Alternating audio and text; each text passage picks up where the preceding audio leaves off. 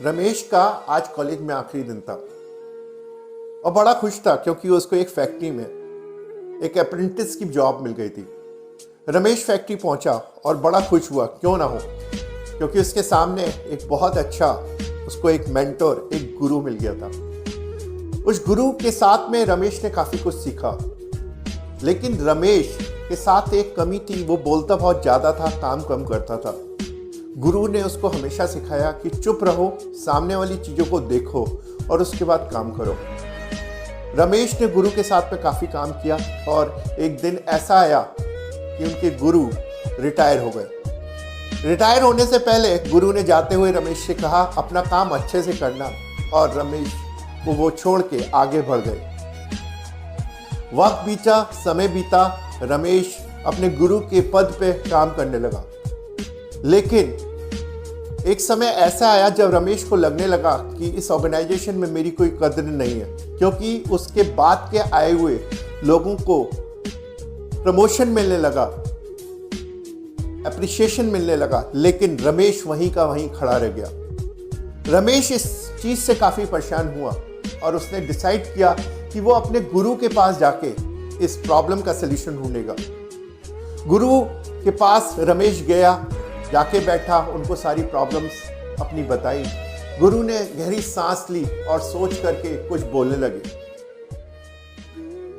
तो गुरु ने रमेश को कहा, एक काम करो, अपने ऑर्गेनाइजेशन से छुट्टी लो। रमेश वहां से तुरंत उठा और अपने ऑर्गेनाइजेशन में जाके 2 दिन की छुट्टी अप्लाई कर दी। 2 दिन की छुट्टी के दौरान जितना भी फैक्ट्री का काम था, कहीं ना कहीं दिक्कत में आया। दूसरे दिन जब रमेश अपने ऑर्गेनाइजेशन पहुंचा, अपनी फैक्ट्री में पहुंचा, तो उसके बॉस ने उसको बोला कि तुम्हारे जाने के बाद में हमें कुछ दिक्कतें हुई और हम समझ सकते हैं कि तुम्हारा काम भी हमारे लिए बहुत इंपॉर्टेंट है। रमेश बहुत खुश महसूस हुआ और बॉस ने ये देखते हुए कि रमेश का काम इंपॉर्टेंट है, उसको प्रमोशन देके सीनियर टेक्नीशियन बना दिया। रमेश काफ़ी खुश हुआ और मन ही मन सोचने लगा कि गुरु ने मेरा काम बहुत आसान कर दिया, ये ट्रिक बहुत कामयाबी से काम कर गई।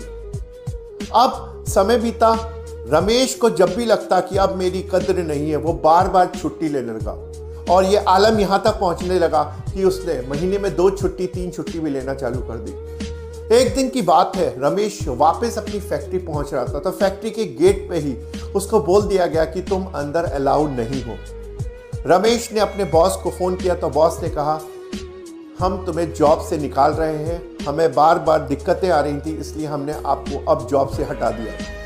रमेश बड़ा परेशान हुआ और अपने गुरु के पास पहुंचा और गुरु से उसने पूछा कि ऐसा क्यों हुआ।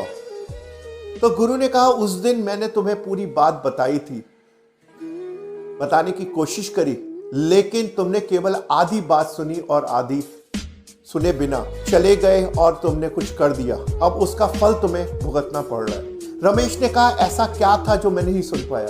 तो गुरु ने कहा, मैंने तुमको बताया कि तुम ऑर्गेनाइजेशन से छुट्टी लो। इसका मतलब ये था कि जब हमारे घर में कोई बल्ब या ट्यूबलाइट जलती रहती है, हमें उसकी उपस्थिति का अंदाजा तब तक नहीं होता जब वो बुझ न जाए। जैसे ही वो बुझ जाती है, हमें अंधेरा महसूस होने लगता है, हमें ट्यूबलाइट या बल्ब जलाने की जरूरत पड़ती है। लेकिन अगर ये बल्ब या ट्यूबलाइट बार बार बुझने लगे, यानी बंद होने लगे, तो हमें उस ट्यूबलाइट या बल्ब को बदलने की जरूरत पड़ती है। मेरा दूसरा जवाब ये था कि ये बार बार चीज मत करना, वरना तुम्हारे लिए दिक्कत बढ़ जाएगी और वो खामियाजा तुम्हें भुगतना पड़ रहा है। ये बात यहाँ पे बल्ब की या रमेश की नहीं है, बात है हमारे रिलेशनशिप की। अक्सर करके हम अपनी जिंदगी के अंदर कुछ एक रिलेशंस को फॉर ग्रांटेड ले लेते हैं। कभी कभार जब हम मायूस होते हैं, दुखी होते हैं, सामने वाला हमारी कदर करता है, लेकिन हम बार बार उस रिलेशन को ये देखने लगे, बार बार आजमाने लगे, तो एक समय वो आएगा कि वो रिलेशन टूट जाएगा, खत्म हो जाएगा।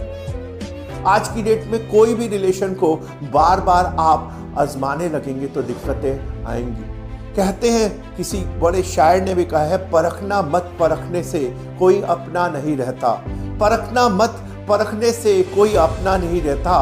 किसी भी आईने में देर तक कोई चेहरा नहीं रहता। ये कहानी आपको कैसी लगी और इसको किस ढंग से आप अपने डेली रूटीन में आजमाएंगे, प्लीज कमेंट सेक्शन में जरूर लिख के बताइएगा। चलता हूं, नितिन मेहरोत्रा, बाय बाय।